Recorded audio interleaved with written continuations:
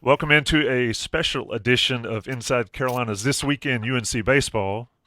Got head coach Scott Forbes. Got Grace Nugent joining us. If you're watching this and you're been on the Inside Carolina message boards, Grace dropped the fall preview and the fall wrap-up article over at Inside Carolina on the Diamond Hills message boards. And of course, I've been around doing this for a while. Coach and I do this during the season, so we wanted to sort of wrap the fall season here. Shout out to Johnny T-Shirt and Congruity for being our sponsors. CongruityHR.com/Tar Heels, folks. Check it out if you're a small business owner. Coach Forbes, before we get started on your team, I wanted to ask you about your trip to see a former player in the World Series. It's got to be pretty cool, almost like a dad going to see one of the children pitching on the biggest stage. Yeah, what a neat experience. You know, kind of have to pitch myself. It's the second time one of our guys have started the All-Star game, but also pitched in the World Series. Matt Harvey did it, and we were able to be there for both of those. And I wasn't able to get the Gallen's All-Star start because of where it was in the timing, but I wasn't going to miss him being the game one starter in the World Series, and we were able to take a great group. Coach Fox was able to go. Obviously, he coached Zach. Scott Jackson was a big part of getting Zach Gallen here. He's now the head coach at Liberty. Among a lot of other people, Mr. Bryson was able to go, who's been a big reason that we have everything that we have here in our stadium. So it was really cool. We got to see Zach's family. We got to see him pitch. Unfortunately, the little brother of a former Tar Heel hurt us at the end, and Corey Seager. But we had, not only was it neat, we also just made it special for other people. And that's what I thought was really cool about it. And to see Zach's hard work pay off and go out there and give his team a chance to win was cool. So I want to let you toot your horn a little bit, which I know you will not, but obviously if you make it to the professional ranks as a player, you've done a ton of work, but you've also had a lot of good guidance. His time at North Carolina sort of shaped him into the young man he is today, but also the player. What do you remember the most about him when he was in Chapel Hill that made him be able to accomplish what he's done this year? Yeah, I was fortunate to be around him the most because I was a pitching coach during that time. His last year was my last year. No, year before, I think. Yeah, it was his last year, 16. That was my last year as a pitching coach here before I went back to working with the offense and base runners and hitters and stuff. And I would say the thing I remember the most about Zach is he was just a lead by example guy. Unfortunately, we didn't get to Omaha while he was here, but his leadership and his impact on our team was huge, especially his last year with the younger guys that we played that year, and Kyle Datras, Cody Roberts, that whole group that then got us to Omaha in 2018. We had a chance to get there in 17 and 19, but that whole group was impacted by Zach. And also his just meticulous attention to detail in his preparation. You know, it was clear here, and it was clear that when he left here, he would continue to get better. Because I thought when he got drafted, he still had his best way in front of him. I thought he was probably going to have another jump in his velocity because he was just so baby-faced and he still was maturing. And we're all seeing that now because the command was the command, but he has just improved, in every area so much. Awesome. Get in. Here we go, Scott. I told you Grace loves baseball than any of us, so she's going to dig into your team here, and I'm just going to sit back and watch for a minute. Oh, I guess great. I guess I need to read the article. The wrap up for the fall, but I need to read that type of stuff. I'm not a big message board guy. Oh, everybody loves you in the fall. I'll go ahead and tell you that. Mm-hmm. Of course. Well, I was there watching. I have my neat little scorebook from all your scrimmage games, doing it old school. But just starting off kind of simple, what did you like that you saw from your team? I mean, you got a ton of new guys. So what did you like that they did over the course of the fall? I'll say number one, the adjustment of our returning players meshing with our new guys was quick, and which is important because some of these guys are older than they are. Like a Madera, like a D'Onofrio, like a Harbor. So how are they going to mesh? Is everybody going to be on the same page? What our ultimate team goal is? And that was clear that, it's been really good. And then number two, I'd say what I like the most is how competitive it is at every position, as well on the mound, because that competition just makes everybody better. Everybody knows in reality that it's going to be hard for them to get on the field because the guy beside them is just as good as he is. And therefore, that's going to bring out the most of every player. And that's the way it's been on our best teams. With the depth that you have, what does it come down to when you have two players that are so close in abilities at one position? How do you decide which one starts and which one doesn't? In baseball, if they are even defensively and they're even in certain areas, there's usually going to be one thing that gives the edge to the person that you're going to put in the lineup. It could be speed, a little bit more power, a little bit more sure-handed defensively, smarter player, doesn't miss signs, better at reading dirt balls, better instincts on the bases. So there are a lot that goes into it. And a lot of times they can be even, and one of them has to move a position to get them both in the lineup because you want to play your best nine. That's all you're trying to do. But as Coach Williams said that one year he was asked, I think it was when they had Ty Lawson and all those guys and Hansbrough, he said he'd much rather have those tougher decisions than wondering how the heck they're going to play more than five, because you have to have depth in basketball as well. So, that stuff will play itself out, but it's, those some of the tougher decisions, but I want them to be tough. Yeah, you definitely want to have options rather than not having options. No question. And there have been teams in the past, Roy Williams had those where there was no option, but somebody had to play. So speaking of that and talking about moving positions, I thought an interesting dynamic during the fall, and I understand what fall baseball is about, but Jackson Vanderbrake at third base. I mean, he seems like he's becoming your ultimate utility guy. It seems like to me. Yeah. What'd you see from him at third? Is that an option in the spring? Is that something that is a plan there, given you got Madera at short? You've got Harbor, looks like first baseman. Was fall built towards the spring, or was fall just trying to figure out who could do what before you decide in the spring? Yeah, it's definitely a combination because we're always sitting here every morning when we meet as a coaching staff, especially we're not meeting every morning right now, but we're meeting every morning in the fall. We're meeting every morning in the spring. You don't want to look back because you have that time. Okay, what if this happens? What if this guy needs to play here? What if this guy needs to play there? So we even had Casey Cook at the end of the fall playing some second base. Casey Cook playing some. So you're trying to think of every scenario, but we do feel like Jackson, he had some shoulder issues when he first got here. Those are over. He feels great. His arm strength is back. We also haven't ruled out he can play shortstop, but we also thought he would be a really good third baseman. He's tough. He's wiry. He can move. And we like some athleticism over there, but we wanted that to be an option. The way we looked at it, Tommy and Grace, is, hey, we know he can play second base. He did it all year last year. So that's an easy transition, but let's get him at third. Let's get him. Third base is harder if you haven't been there, and you've got to play it in the scrimmages because the ball is going to come off hot from Osuna, hot from Parks Harbor. Lefties will top one. But it's definitely an option for sure. But so is Parks Harbor, and Johnny Castagnazzi. But we did want to have that ability to play Jackson at third base, if that meant we were going to play somebody besides Jackson at second base. Yeah. Third base is a different animal, even from shortstop, and he definitely has the physical attributes there. And you're right about his arm. I mean, his arm looked solid in the fall. Over at short, Alex Madera. I mean, one thing you've done is you didn't just go to the portal just to get bodies. You got guys out of the portal that can play and that will seriously upgrade the talent on the team.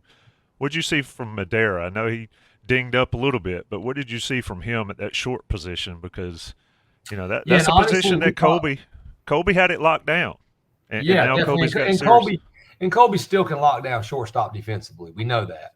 Colby's got to continue to make strides offensively, and Colby is one of those players that's always going to play better in a real game because he's got a low heartbeat, he's got ice water in his veins. But, his bat speed's a little bit limited. He's got to continue to try to get stronger so that bat gets to the zone quicker. And Madera, is strong. He's fast. One thing, Colby's not a runner. But, I do feel like both those guys can be on the field for us at the same time. But the one thing we did see, we weren't sure about Madera. We knew he could play. It's the neatest thing about baseball, and I came from a Division III background, but Billy Wagner was in our conference. So I know that there are good baseball players everywhere. And we got enough on him and saw enough on him to know, like, okay, left-handed, can really run, strong, hasn't made many errors at shortstop, playing full seasons at Arcadia. We're not sure about his range because we haven't seen him. And then where is he going to compare to Colby? Because Colby's that good defensively. And if you're going to play somebody else at short, they've got to be pretty close. And he really opened our eyes to being an above-average shortstop defensively, and a real accurate arm, got some leadership ability out there, and he's hard to pitch to. He can hit anywhere in the order, but he's got that prototypical left-handed hitter that can set the tone and hit a double and hit a home run. And he's a leader. He led his team, and I had to talk to him about that when he got here. You can't tiptoe around. You're 23 years old. You can lead here as well, even though you're new in the program. So I think once he got his feet wet and got to know his teammates, he just took off even more. But he's healthy. He just had a little jammed hand. Get on these guys because they almost hit too much. That's the great thing about us redoing our indoor facility. They can't hit right now. I'm making them take a break. But he's going to be a huge addition for us. So we're excited about having him. Talking about transfers in the outfield, I'd say that you added an upgrade in Anthony D'Onofrio, who just adds more of a complete outfielder. He played in center when Vance was out. And then when Vance came back and was able to play the field, you had, I think, one of the speediest outfields that I've seen, because they both have the speed and the range and the arms to cover right field, left field, center field. So what have you seen your outfield look like? I mean, you played different variations over the fall, and how has Anthony D'Onofrio just helped with that? Yeah, he's a great story. One of those stories, if you don't know it, you don't know it, but he goes to Cortland State, Division III. He leaves to get back close to home. Stony Brook won't even give him an opportunity. He tries to walk on, but they said they're full. So then he goes and finds himself a summer league. Quinnipiac's the only school that offers him. He goes to Quinnipiac. He gets better, and he's an All-American, basically. And, we knew he had entered the portal. Coach Rizbicki and Coach Gaines went to watch him in summer ball, and they were blown away. They were like, holy crap, like there's no way we can commit this kid, but he's going to get drafted, and we'll probably lose him anyway.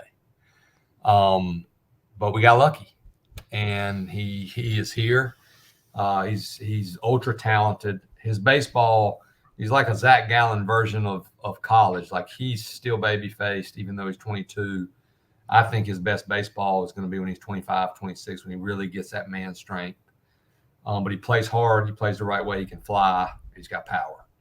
And he's got the best arm of any of our outfielders, and it's an accurate arm. So, right now we see him in right field. Casey's made the transition to move to left, but Casey could also play second base. He's worked hard in the post-fall of getting back on the dirt if we need him to.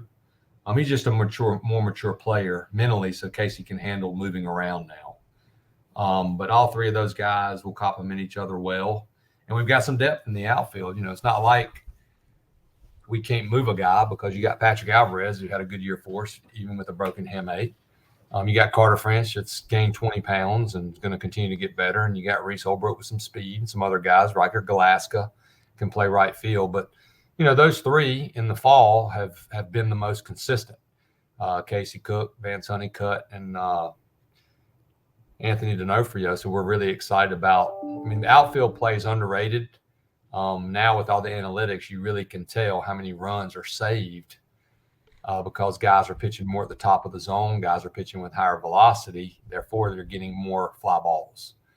And if we can track those down and catch them, we're going to save a lot of runs. And that's why we're going to play our best three defensive outfielders as well. It's just rare, Grace, that your three best defensive outfielders are also your three best offensive outfielders. And when that's the case, it makes it a little bit easier on you. Yeah, talking about offensively, I mean, losing Matt Horvath, not only did you lose a utility player and a leader and a third baseman and a right fielder, but you also lost someone who could just fly on the base paths and Yeah. steal 20 plus bases. So filling that gap, are you looking at D'Onofrio there with that speed? You have Vance who can steal. I know that you can, if he plays, you can put Holbrook, you can pinch run him. But how are you trying to fill that void offensively? Well, Madera's a base stealer as well, and he's a burner. I mean, there aren't many Vance Honeycutts. Scout told me the other day his time down to first base is like almost the same, if not a tick better than Trey Turner. So that's blazing. But D'Onofrio is an above average. He's every bit the same speed as Mac. Mac may have a little more instinct. Mac was really good at stealing second base. But D'Onofrio had 20 bases last year. Madera has stole a lot of bases where he was. So those three guys will always have the green light. We've also worked as a team of incorporating the vault steal at first base. So our guys got way better at that. So that's going to be a big part of our game. Now, we're not going to be dumb and steal necessarily when Parks Harbor's up there or Alberto Osuna. But if the team's giving it to us, we're going to have some guys that can take it. So I'm looking between a guy like Madera and D'Onofrio combined that they can bridge that gap of that speed loss with Mac, and combined they should be able to steal even more than Mac did total. And we need Vance to continue to get better at stealing, and if he learns to really steal third base, he can steal 50 bases. But he needs to learn to steal third base because I'm wanting to hit a lot of doubles, so he should steal third more than he steals second, hopefully. Well, worst case, he'll turn a walk into a double, and then he can go ahead and get third. Yeah, no doubt. It's so good to see him healthy. That was tough. The kid that never came out of the lineup, it's tough on our team, but even tougher for me. I feel bad for the player, when he's that competitive because he wanted to play. But what do you do? When you're injured, and he's come back. He looks stronger. He looks better. He looks faster. So I'm excited that he's back. Yeah, it's kind of crazy. We're talking about North Carolina baseball with head coach Scott Forbes, and it's 17 minutes in, and we just have now mentioned Vance Honeycutt. It shows you what what Coach Forbes has been able to do in the offseason to add talent and all. I wanted to turn it to pitching for a second, but I wanted to ask you specifically before I do that about left-handed hitters. You went to the portal, you got a bunch of left-handed bats. Yeah. You got a freshman catcher who I think is going to be really, really good. It's a left-handed bat. Just sort of speak to the need to get better on that side of the plate. Yeah, it's just something that in college especially, we met with about it as a staff. You want to take the best hitter and you want to take the best pitcher, left or right-handed, period. If we had, 7 Logan Warmus his junior year, we'd be pretty good. But that's not usually going to be the case, right? You're not going to have 9 Vance Honeycutt. So the balance, but right-handed pitching is more dominant in college because the really, really good lefties are really getting drafted high. So that left-handed hitter is going to have an automatic advantage. And we want to be able to, mix and match. But I feel like our best overall teams in North Carolina offensively, we've been able to play 6, minimum of 5 left-handed hitters, occasionally 7 if we choose to. Some years even it was almost an Achilles heel because if we ran into a really good lefty when we were rolling out all those lefties with Fedorov, Ackley, Seager, sometimes that can be tough on us. So you want the balance in between, but that is something we talked about, something we identified, something that we were trying to find is, okay, we need to be to have guys that can play every day that balance the lineup. And a credit to, our coaches, Coach Howell, Coach Wierzbicki, and Coach Gaines for working their tails off to because some of recruiting is hard work. That's it. It's like anything else. You get what you put in, but you do have to have a little luck. And you have to. Anthony D'Onofrio can't get drafted. These arms you're going to talk about, they got to make it to school. Luke Stevenson's got to pick school over signing for a substantial amount of money. And then you need to find another guy to complement Luke Stevenson that's going to push him, that's older. And we just got lucky because he's left-handed. So we do feel better about that balance that we can play against different teams. One thing about Grace's article, Rapping Fall, is felt like you upgraded at catcher, even losing Tomas Frick. That's a bold statement. Frick's I mean, he is a dude from the standpoint of leader, hard nosed, makeup. And I'll let y'all decide that. I thought Frick was awesome for us. You can't deny Stevenson's abilities, though. Yeah, you can't. You can. Every now and then you get a kid back there that just shuts down the running game before it even starts from the standpoint of they have a bazooka. You talk about Jacob Stallings, you talk about a Cody Roberts. Those are just cannons. And Luke's got a cannon. He's blessed. He can throw. And him throwing a 2-0 is a bad throw. There aren't many catchers like that. And we got lucky that he decided to come to North Carolina and then not sign professionally. So, and then Haskin, who compliments him, is pretty dang good too. He steals a ton of strikes on our video system, Synergy and True Media. He was one of the top in the country at making pitches strikes, stuff that you look at because the zones have tightened up in college baseball because they have to, because the umpires are actually being held accountable finally with the TrackMan. They can't call a strike 3 baseballs off. But we're excited about Luke. And the thing that's also exciting about Luke is he's also got those traits that Tomas had. He's vocal, plays with energy, he's competitive. Tomas had a great year for us, though. He did, I kind of agree with Grace's article there, especially when you combine Stevenson and Haskin, and the catcher position. But anyway, Grace, shift gears. Forbes doesn't like our assessment yet. Maybe to prove right or wrong. No, not that I don't. But it's no slight to Tomas. Tomas helped us win a lot of games, but also as a pitching coach for many years, it does help to have an arm like that behind the plate for sure. Yeah, and I think that while I transition us to pitching, I think that with Haskin and Stevenson, you have the combination that on some of those weekday games you can rest Stevenson, because I mean, obviously you see him every day, coach, but that catcher is just such a hard position to play. It's so physically demanding. So yeah, but the body, just the total package. Yeah, but looking over to pitching, you added 14 new arms, some older transfers. Ryan Fisher finally saw the mound. Didn't think we were going to see that one. Yeah. Yeah, a little sad. Yeah. But specifically looking at consistency, which is obviously what you want from a pitching staff, what do you see out of your freshmen? Well, I mean, to call a spade, we got an upgrade in talent. I mean, when we held on in my first year here, I walk in here and it's Daniel Bard and Andrew Miller and Robert Woodard, and those guys, the talent stands out, which makes everybody better. But that's number one. These kids are ultra talented. They're committed to the University of North Carolina. Our pitching coach, Brian Gaines, things don't happen overnight. And, you look at what he did while he was with Coach Jackson at Liberty. You look at his last year there, they led the country in earned run average, I believe. And I feel like Coach Gaines is worked really hard. We had COVID. We probably should have taken more guys off the portal, but that's on me more than anybody else, not being aggressive enough in that portal and probably being too loyal. But I'm excited about the talent level that these young guys have overall, because I think some of them are potential major leaguers. And you can't say that about every class you have. And they decided to come to UNC when they could have signed for, what a lot of kids signed for. And there's a lot of value to be put in that. And when that's happened for us, in 2014, we just got hammered and we lost like Jack Flaherty, Forrest Wall. We lost like 6 pitchers in the draft. Well, this year it could have been the same thing, Grace, but we got lucky.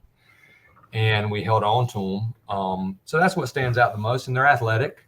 I think their upside's good. I think that they're going to continue to get better. They're competitive. And they've got some older guys, too, that came back that didn't have to, in the Knapp and the Peterson and the Poston that could have signed, that are helping kind of mentor them just with our standards and our culture, and that'll help get the most out of them, hopefully. And I think you definitely upgraded in terms of velocity, but especially with these young guys coming out of prep schools and high schools, are you at all concerned about command, or is that just something that's going to come with time and deliberate college coaching? Command's number one, even over. We just got lucky that these guys turned down a lot of money because they're not getting offered the money for velocity. They're getting offered the money for the combination. and the upside. You're not going to draft a kid and give him $1.5 million if he doesn't have at least B+ command in the pro world. You might offer a reliever that's 98 to 100 and give him $100,000, if he's got C- and see if it works out. But you can't pitch if you don't throw strikes. I mean, it's just we've had kids. I've had kids here as a pitching coach that had great velocity even back before velocity was such a bigger thing, but they were literally 94, 95, but they couldn't pitch for us because they couldn't control the strike zone. You face our team, our plate discipline's good. You face Florida State, Miami, those teams aren't going to swing at balls. But in reality, 90 nowadays is like 86 used to be, 87. Kids are training for it more, but you got to get the combination. I'd still take 4 Zach Gallons and pitch them Friday, Saturday, Sunday, Tuesday when he was here at 89, 92. And then, him continue to get better. But I do agree. We've got more velocity. We've got more power. But that's also a credit to Coach Gaines of these guys buying into what we're trying to do, because it doesn't happen overnight sometimes. You got to stick with it. You got to get stronger. You got to get your body in better shape to maximize that potential. But that's why Knapp's throwing harder. That's why Post is throwing harder. That's why Peterson's throwing harder. Dalton Pence is throwing harder. Padgett's throwing harder. Matthias. So we got those returners that are throwing harder that have improved. And you add these new guys that already come in here with a lot of talent, and then boom, you're competing. So that competition is going to not let you take a day off, and that doesn't hurt, You kind of went where I was going, and won't let you out of here before we take up too much of your time. But I wanted to ask about Jake, and he looked strong in the fall, at least in the games I saw. And you had some older guys sort of rest them up. Pence got some rest, Poston got some rest, at least what we were allowed to see. But talk more about that competition when you've got these young guys come in. It's funny when I look at your positions. You've got an old team position-wise, with a couple freshmen sprinkled in. On the arm side, you've got a young team with a bunch of arms with some older guys sprinkled in. How much have you seen from the older guys realizing, I better get on it, or I'm going to be watching these young guys pitch on the weekends if I don't put in the work? Instantly. And that's what you need. That's what you need. It makes everybody better. Like Robert Woodard told me, he chose North Carolina over other schools. It was his lowest offer because he thought he would be the best by competing against Andrew Miller, competing against Daniel Bard, Kerrigan, Wooten, those type of guys. And that's what you're looking for. And you find out a lot about your returners. These guys that did come back, Knapp, Peterson, Poston, they could have signed professionally. They could have all signed for decent money. It wasn't like they were offered $50,000. But they value coming back here, hopefully leaving with their degree. And they want to also try to leave a legacy and do all they can to get us to the College World Series. But they've improved. And, Knapp, he looked really good. And then we have the two grad transfers that not grad transfers. One of them, Fisher, who, we just let him pitch because he really wanted to, but he's good. His velocity will be 92, 93. And then, the kid that didn't pitch a lot for us because he threw so much at Elon is Sprague, and you can throw the velocity out the window. He just carves you up. So that'll be even more competition when we get back. And the fun part will be figuring out the roles, who's going to do what. And trying to find those starters, you just have to have guys that can pitch a little bit deeper. How do you, when you look at the physical makeup, or rather the mental makeup of guys, how do you determine, other than pitching longer and staying, keeping the velocity up or even getting stronger as you go, how do you determine, hey, this guy's going to be a reliever, this guy's my starter, I need this guy to be a closer? Those are big mental changes or mental differences, aren't they? They are. Excuse me. I think some of it doesn't play out until the middle of the season. 2011, what changed our season in Guys to Omaha was taking Michael Moore out of the rotation and put him in the back end. And he ended up being one of our best closers ever. And in my mind, I thought this guy's a starter, 6'5", pitch ability, throw strikes, and he just will get lit up as a starter. And then we put him in the bullpen, and he's locking it down. And the next year, he's got 19 saves.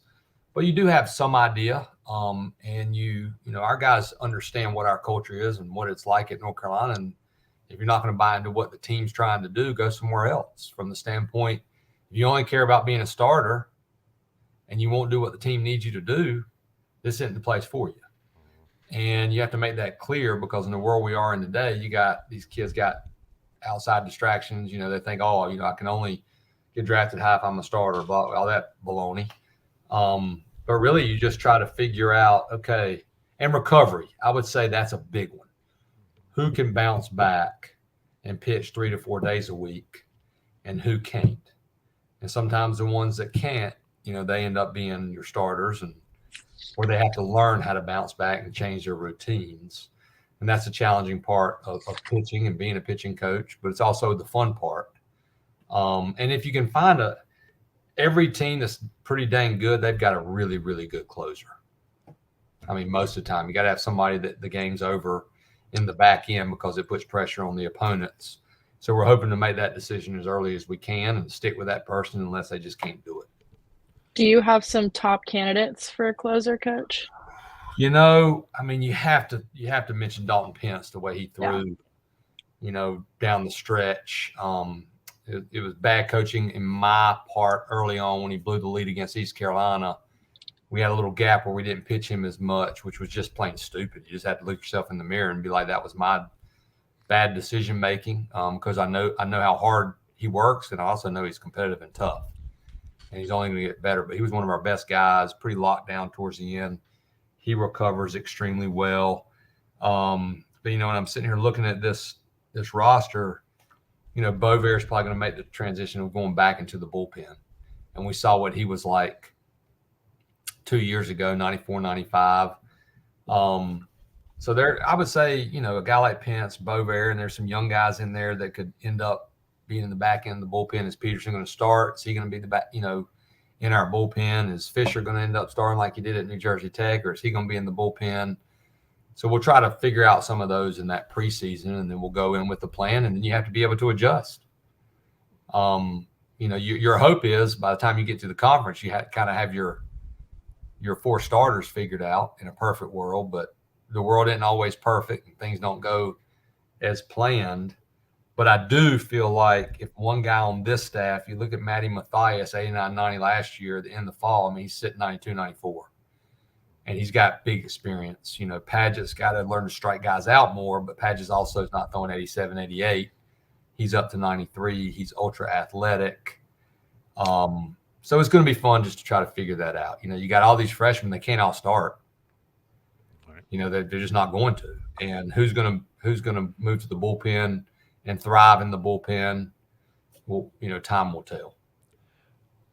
That is head coach Scott Forbes. Scott, any one player we haven't mentioned? I got a 2-part question. One, okay. Give us a player or two that we haven't mentioned that folks should pay attention to come springtime. And also, what's your number one concern going into spring? And what will keep you up at night over the holidays and into January? Oh, man, I try not to. Hopefully not much will keep me up at night. You seem like you have a pretty loaded roster, to be honest. No, well, I would say that's a good question. When you care so much about your players, you understand that. I would say you just to sleep good at night, like Greg Popovich told his team when the Spurs signed all those guys. I'm realistic that we have a really talented team, but I also have to accept that everybody's not going to get the time that they want. And everybody's going to have to buy into that and be ready for their opportunity and have the right attitude. But with our leadership, we've talked some about Vandy, but we didn't talk about a Stokely. We didn't talk about a Castagnazzi, a Wilkerson, some guys that have played a lot for us. Yes, there's an upgrade in talent, but these are tough kids. They've been in super regionals. They've won an ACC championship. They've had phenomenal attitudes. So I'm excited to see, and it's their senior year. And if you're a senior and you have the right mindset and you have one mission, and that's to help your team win, you usually get rewarded for it. So I'm excited to see how those guys get rewarded for that. And, I mean, you got so many guys that you just don't know. You got Caleb Cost coming over from football, who stole 85 bases. But there's always a surprise. We wouldn't talk about Mikey Madej at all before the 22 season because he had just not played well, and Mikey Madej changed our whole team. He solidified our lineup, and we went on that run. But nobody really sticks out that we haven't brought up. I felt like we talked about a lot of guys. I would say one pitcher that was extremely intriguing was Aiden Hawk. I think it's from Fayetteville Tech is where he was. He really started to pitch well. He's got a power arm. He's a big kid. He throws a ton of strikes. He's got a really good slider. So I'm interested to see where he ends up being when it's all said and done. But there's someone on his roster, obviously, that we're not talking about that hasn't played a lot necessarily, that all of a sudden just comes from nowhere. That's the neatest part of coaching. So I could definitely see that happening on this team. Yeah, there's always that one or two guys that when it happens, you're like, who's that guy? Let me pull my roster out. And you think about Angel Zarate. Yeah. I mean, that he ended up being one of the best hitters in the ACC, and for 2.5 years, he couldn't get on the field. But I am excited because the group is well led. Knapp, we got a lot of leaders, but Jackson Vanderbrake, Knapp, but Vanderbrake is really he's a special leader, and he came back for the right reasons, and that helps me a ton when you lose a guy like Matt Horvath and you got a guy like Jackson Vanderbrake who's going to step right into those shoes and make sure everybody understands what we're trying to do and how things are going to go around here. Indeed it does. It's been a pleasure. I could talk baseball with you, with Grace, for hours, but you have things to do, one of which is read the article at Inside Carolina. I know. I'll do that. And report back. I appreciate y'all doing this because, baseball, man, it is – I was on the D1 podcast today. We added Stanford. We added Cal. It's booming. There's more being put into it. We're redoing our indoor facility right now. It'll be done before – we're pouring in a ton into our pitching technology, but also redoing our hitting, more technology with our hitting stuff. And we couldn't do that without the support that we have, for Carolina baseball. So we're excited about that. And this is a good time for our guys to decompress and get in the weight room and get stronger and get their bodies healed up. And a good time for me to try to get in a deer stand. You can have the cold deer stand. I will take some deer jerky if you've got any, if you make any of that. Scott, again, appreciate you taking the time to join Grace and I. Shout out to Grace Nugent. If you haven't read her articles, not just Coach, but everybody watching this, if you hadn't read the articles, check them out at Inside Carolina. Check out Johnny T-Shirt and Congruity. And Coach Forbes, looking forward to hear the deer hunting stories as the season rolls around. It'll be here before you know it. Yeah, I'll get you some jerky as long as the articles are good. All right, well, deal. She's writing the articles. I'm just a lot of pressure here. Over here. Let me ask you this last question. Okay. Schedule. When can North Carolina fans expect the full schedule to drop? The schedule is complete. You just have to wait on the legalities of the contracts and all that stuff. We actually didn't schedule 56 this year because of so many Thursday. We scheduled 54. We'll probably get to 56. So when the schedule release, it'll only have 54 games on it. You don't want to. We can't play during exams here at North Carolina on that weekend. So we have to be smart with compressing. We did a lot of research on some teams that have really high RPIs. Stanford's a great example. They only played like 52 games or something. So with all these Thursday night games now released by the ACC, you got to be careful playing that midweek game between there and just wearing your guys out if you're on the road or you're on an airplane. But it's a great schedule. We have a ton of home games. Play South Carolina again, neutral in Charlotte. We do the home neutral home with ECU. We're still finalizing the neutral site. We're trying to get that done. We'll go Wagner to open up, then ECU the second weekend. Then we have Princeton coming in here, and then we open ACC play, and with a lot of great midweek games. So we'll get it released as soon as we can. It's been turned in, so hopefully it'll be out there soon. We need to sell as many season tickets as we can too. Well, thank you so much, Coach. Absolutely, and y'all have an awesome Thanksgiving. You do the you same. Too. I'm the biggest UNC, fan period. So football, thought about going to Clemson, but we're locked in there. And I mean, UNC basketball, man, it's just the best. So I'm excited about. I don't know about y'all, but I'm excited about this team. Isn't it crazy being a part of the Carolina family and what it all brings? It really is. I mean, I'm looking down there at field hockey. They're hosting Virginia.